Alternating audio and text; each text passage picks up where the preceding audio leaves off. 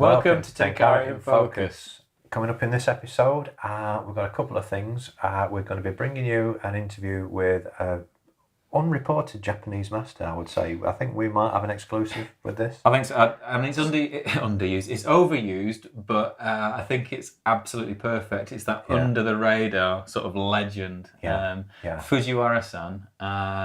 He happens to have one of the most kind of venerable and respected samurai clan names. Hang on a minute, we're not to introducing him yet. We've got something else before that. I could probably do reading the script at some point. Go on then, you tell me what we're introducing first. Spoiler alert. We've been promising this to a few people on social media. When we launched the Karasu rods, shameless plug, probably have a link on screen around now if you want to find out about those. We did some video promotional material for them that was out just for the launch of the rods, and there was a little bit of a tutorial in there. We've re-released one already because people asked, but there was another one about casting under obstructions. Yeah, we did say we were going to talk about that, didn't we? And so many people have been in touch, both in emails and on social media, saying, where's that video gone? I really want to watch that again. Here's the link. Watch this. Seamless link. Okay. Go for it. Within that demonstration, we talk about the importance of delivering a fly-only cast at range, and that can be incompatible with overhead cover because you can't get that vertical cast where you can hold the line up. So this is a trick. You need a high-quality rod blank to do it with, which is why John mentioned the Karasu, which is the 360 in particular is designed exactly for this rotational recovery that you need. But basically there is a technique that you can cast underneath cover but still achieve line off the water, fly first presentations. And wait for the link, Fujiwara-san is famous for being able to extend the reach of that, what they call drape otsuri, or we've called it drape otsuri. In Japanese, they call it otsuri, which is the change that you get in a convenience store. We can break that down. The best thing to do is you check this out now and we'll tell you all about it when you've watched it. So it's a really nice little tutorial. And it'll make sense, honestly. Trust us. Here it comes right now.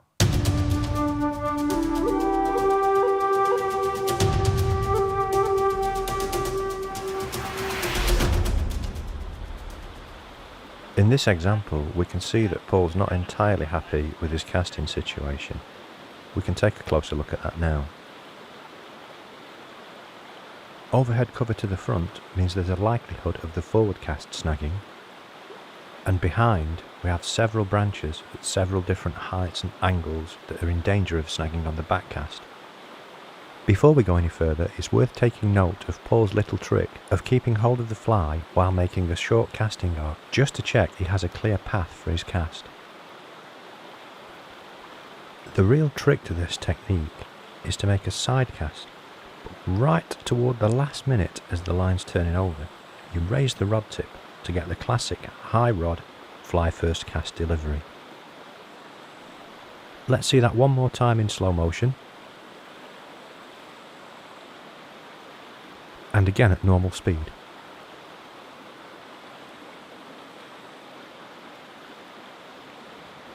Rotational recovery of the rod is really important for casting like this. With a good rotationally recovering rod, a little bit of practice at this casting technique, you should be able to put casts into difficult spots with fly first presentation and catch fish like this.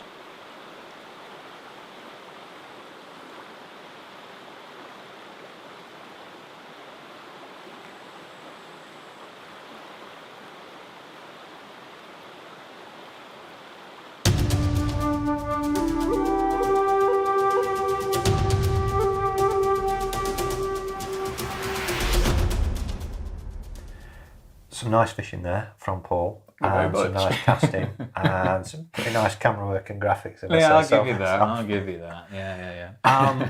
We want to do a lot more of that kind of breakdown where we freeze frame and sort of draw on screen to show you what's going on. So keep an eye out for more of that. Make sure you subscribe so you never miss one of these, because we may not have a chance to share these every episode on social media, so it is worth subscribing.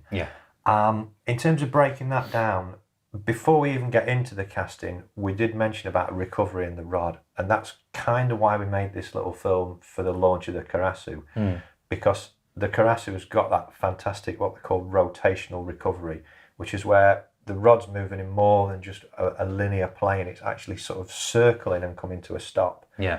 If the rod continues to circle after you've stopped, it kind of pulls the line off target, and you kind of get your fly drifting over to one side or bouncing back towards you. It's a bit like, I don't know if anybody's got kids like mine, certainly, when they're pestering you and they're kind of tugging at you, it's like your cast's on its way and the line's going where you want it, and then there's a nagging. The rod tip becomes, just wait a minute, and it just completely ruins your cast. And it's one you can try with any rod. Get a rod out of your sort of rod collection now, stick it up and swirl it in a circle, and then stop really abruptly and see how long it takes for that rod tip to come to a complete stop. And see where it's making that recovery from and that kind of thing. It is important to note that there are rods that are fantastic, soft action rods that are very good at casting light lines that will have slower rotation recovery, but are yet still high quality rods. But the thing we wanted with the Karasu was that at 360 at least, at that 3.6 metre length, it's designed to be used so you can steer it around obstacles. So it needs to hold together much more crisply than a rod that you'd use in an overhead situation for casting super light lines. And it gives you access to all the advantages of being able to stretch out and hold off your casting line with a rod that will actually cast that light line. While in close quarters on the cover. So that's the sort of mechanics of the rod.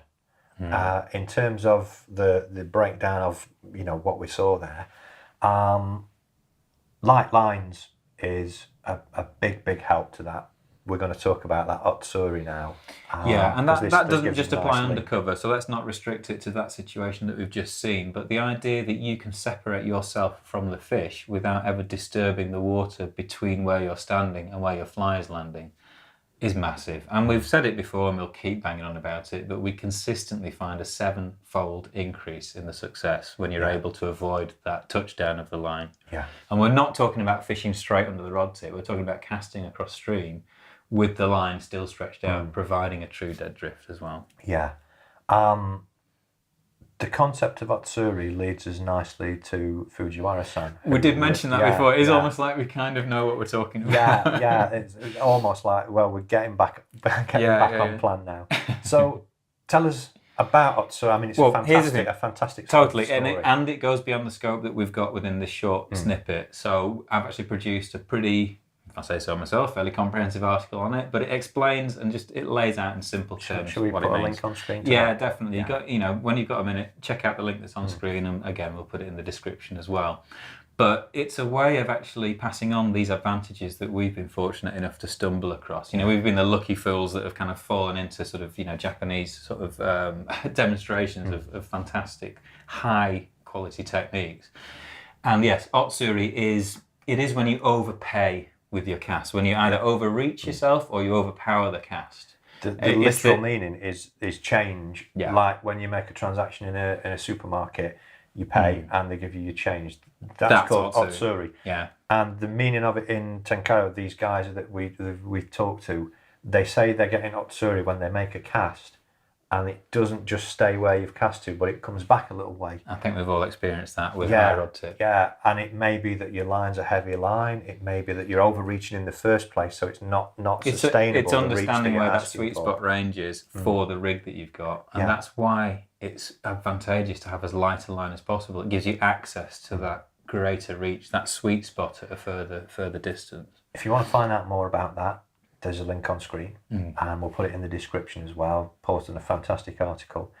One of the sort of the big players that have not been really reported is Fujiwara-san. He's very big on Otsuri. He's constructed various lines. There's not much about Otsuri in this interview. This is more a It's a lead in. And I think the real thing is that he's actually designed a line setup that reduces that. But that's a clue to the fact that this guy is like legendary, sort of proper full on.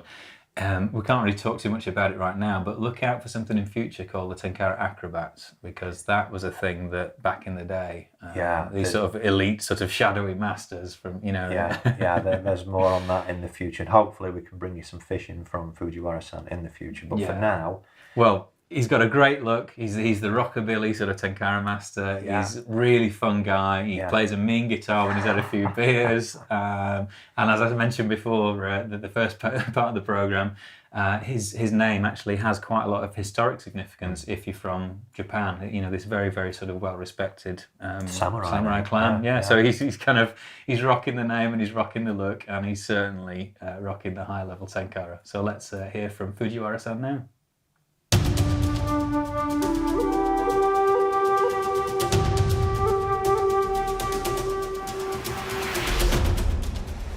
So his name is Kazuo Fujiwara. He's from the prefecture of Shizuoka. で、天からを最初やるようになったきっかけを教えていただきたいんですが。きっかけは雑誌から先生の雑誌から。先生、石垣先生の。はい。So he initially learned about Tenkara reading a magazine, which was written by 石垣先生。これ何年ぐらい前でしょう？もう20年もっと前になるかな。30近い。そうだね。Almost 30 years ago. 竿はね、同調子、55調子のやつが大好きで、柔らかい竿は。So he likes full-flexed, soft action rods, like 50-50 action.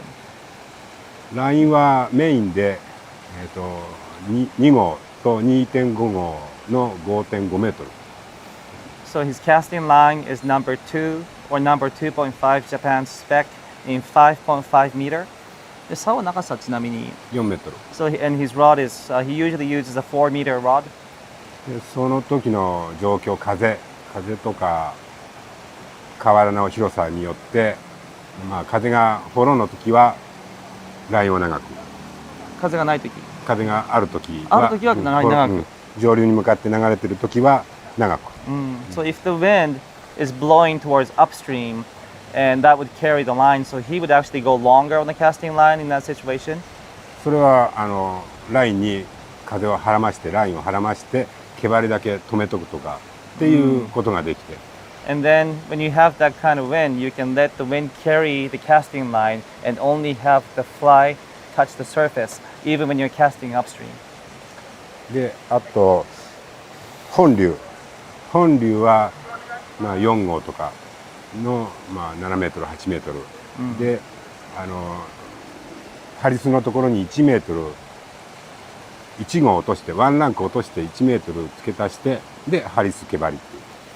そうすると、7メートルのレベルラインに1メートル1号と半分ですか？まあ4号7メートル、それと3号1メートルでハリス。So when he's fishing the Hondyu, the mainstreams, he would use, say, a 7 or 8 meter casting line if he's maybe number 4, okay, or 3.5. If he's doing that, then he would add 1 meter of another level line in a smaller spec. He would drop it down to number 3 if he's using a number 4, 7 meter casting line. So he would have 1 meter extended and then the tippet. なぜそうするかっていうと、やってみると分かるけど、お釣りが来ないっていうことが一番あれで。The reason for that is otsuri. Otsuri is a word we use in Japan. When you make the cast, the fly touches the water and the fly comes back your way because your line is attached to the rod tip. And that's otsuri is the word for change. When you purchase products, you get change back. So otsuri is the change. So by adding that 1 meter of smaller and lighter spec level line, that would reduce the otsuri. 毛針はメインが11番、ティムコの102。11番っていうのはこれは普通毛針、日本の毛針、はい、のサイズで。So his go-to 毛針 is usually a number 11, and he uses typically traditional fly 毛針。で、ハックルは生地、メス生地。Female or so a pheasant hackle. で、あと渋い時は15番。In tough conditions, he would drop the size down to 15. で、本流魚が出ない時は6番とかちょっと大きめのやつを。So if he's fishing a bigger current like Hondyu, the mainstream, and if the conditions are tough, he would sometimes try to use something really big like number 6. で色は暗い色と明るい色の2種類 And in terms of colors, he would use really light colors or really dark colors. He would have both of them in his fly box. で一番大好きなのがアマゴで So his もう数とか大きいのが釣れればいいけど数大きさはこだわってないその、自分の釣り方その遊び方が自分のイメージ通りだったらもう1匹で、So his favorite target species to fish for is amago. And it's not the number of fish or the size. He would have an image of how he wants to catch a fish that day. And when that works, one fish is enough. 天からロックンロールと同じぐらい楽しいってジョンに伝えて That was as fun as fishing tenkara.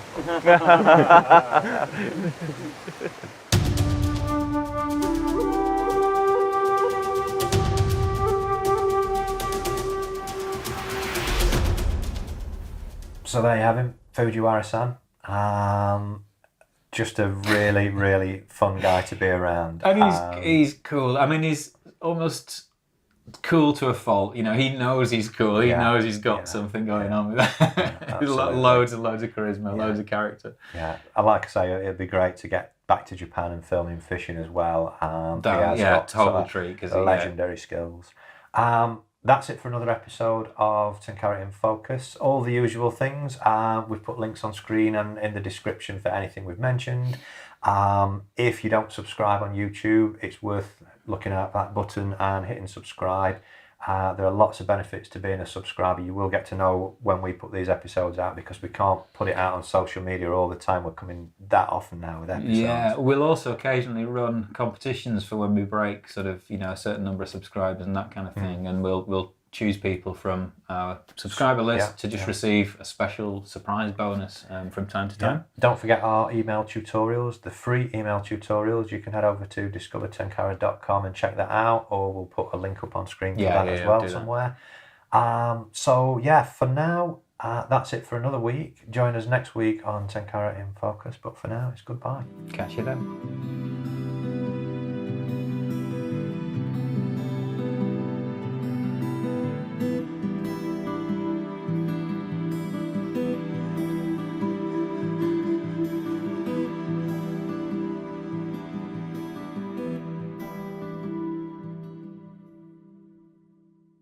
Go fish!